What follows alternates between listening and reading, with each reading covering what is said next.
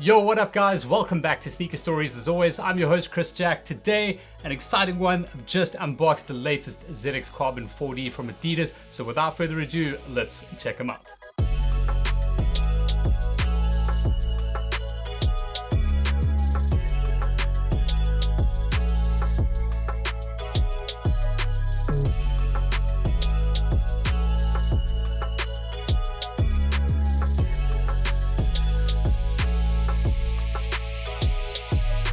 Alright, so finally the return of the Consortium Runner Silhouette, definitely one of the more popular 4D models from Adidas, at least as far as I'm concerned.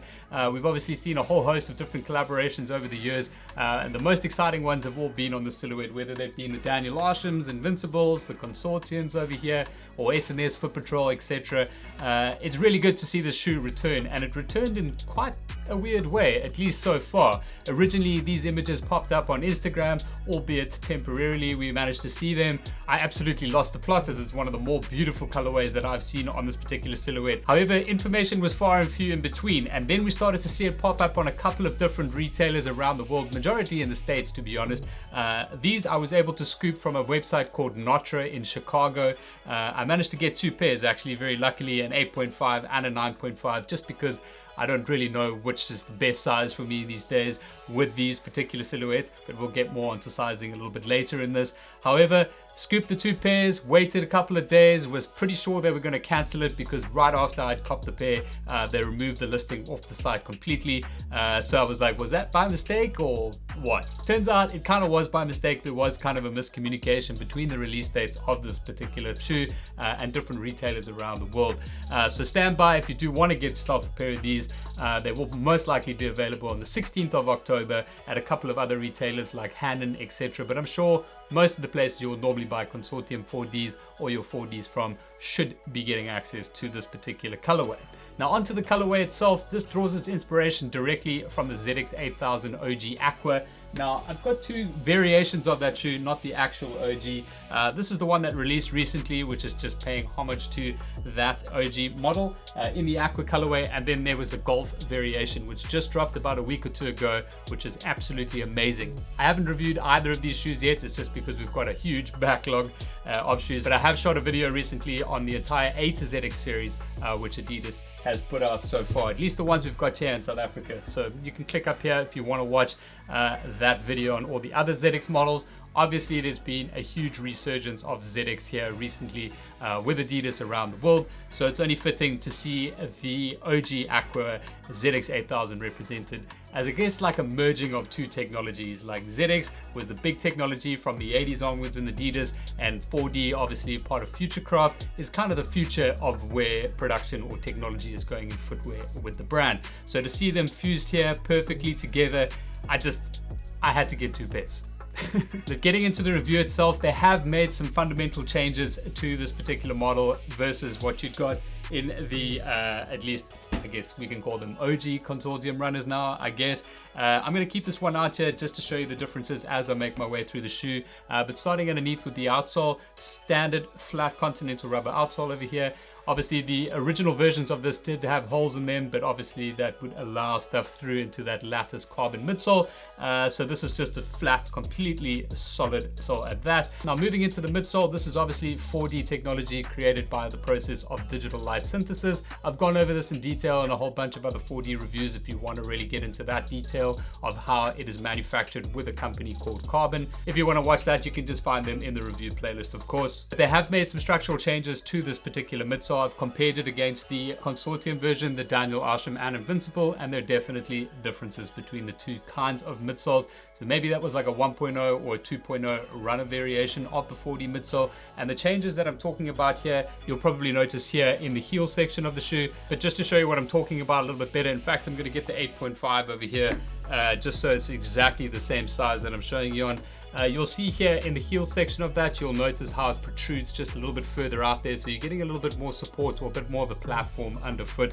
The lattice system over here, you can really notice the change in the medial side of the shoe, mostly just here in this middle section. On the ZX Carbon version over here, you'll notice how those little struts basically protrude out a little bit further. So in my opinion, that's basically going to give you a little bit more flex within the midsole of the shoe.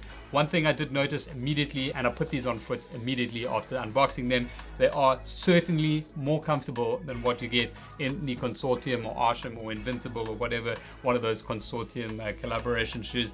Not to say that those are uncomfortable, because they are amazingly comfortable. It's, in my opinion, the most comfortable 4D silhouette still. These are just that much better. Now, from a colorway perspective, they have kept that standard Aero green, so you will notice that they are exactly the same color. I originally actually thought it was more of this pale yellow color just from the photos I saw, but I'm glad to see it is that standard Aero green, still the best coloring of 4D in my opinion. Now moving into the upper of the shoe, obviously this is a full prime knit upper. It is incredibly stretchy and comfortable on foot. From a coloring perspective, on this particular pair, you can really see that OG ZX 8000 Aqua colorway brought through here. They've used a whole myriad of different blues, or at least 3 different blues in the upper to create these different effects of the Aqua colorway on the shoe.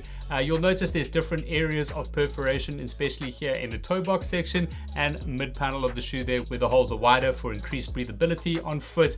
Moving into that mid panel over there, you'll notice the introduction of a third color of purple, just tying into what you get from that ZX Aqua colorway. It looks really nice there. The fused overlays, obviously the 3 stripes there are done in that lightest pale yellow, just again tying into the theme of the colorway. Moving further back on the shoe, you do have that standard embroidered patch that's come on pretty much all of the different runners, and then you also have that guitar pick section over there, which forms part of the heel counter of the shoe. Swinging around the heel section, just 2 split tones of blue over there, incredibly neat prime knit as always. The medial side of the shoe is much the same as what you've got on the lateral side, just with the fused overlay of 3 stripes and then that purple ring as well. Now from a lacing perspective, the shoes do come pre-laced with this flat set of blue laces. They do have 3M knit right throughout there. However, if you do want to change it up, they've also given you 2 other sets of laces here as well to match the rest of the coloring on the shoe, and that's of course this light pale yellow and a purple coloring with 3M knit as well, if you do want to change it up on top. And just to show you inside the shoe, the sock liner is kept to the bare minimum. You do have these reinforced heel section or padded sections here in the heel and on the reverse of the tongue. This takes me to my second change between the Consortium versions. As this isn't necessarily a Consortium model, it doesn't have the Consortium handshake logo and Adidas logo punched through the tongue. Something I kind of miss on this particular pair. However, one thing I do know, when I do wear these things, generally that little punch through eats the hell out of the top of my foot, and it's kind of printed in there, so maybe I'm not going to miss it that much, to be honest. And then just taking out the insole for you, as you'll see in the heel section over here, you do have the Adidas original logo instead of the performance logo, which we would normally see on these particular pairs.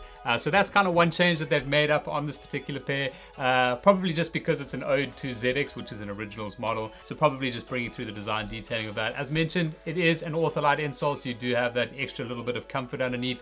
And last but not least, just the strobel of the shoe there, you'll notice has got this basic white mesh which covers the entire midsole of the shoe. That's the last sort of change that they've made to this particular pair. I'm just going to open up this one to show you the difference that I'm talking about. When you look into this Consortium runner version, you can see right through into the lattice midsole. Obviously you can't see that on this particular pair, and that definitely has some foam to it as well. It's like probably just that much of extra padding over there, so that's definitely contributing somewhat to the comfortability upgrade that you're getting with the ZX Carbon. Now from a price perspective, these have seen a price decrease as far as I'm aware. I don't know what the dollar price was of like some of the Consortium models from prior, but here, at least locally, they were incredibly expensive, around 7,000 or 8,000 Rand, if I remember correctly, at retail price. These came in at $200, which is incredibly well priced for what this shoe is and where they have come from. So that is a really welcome change for this particular model. Now, I don't know if that was a mistake or whatever, because these kind of weren't supposed to release, but did release.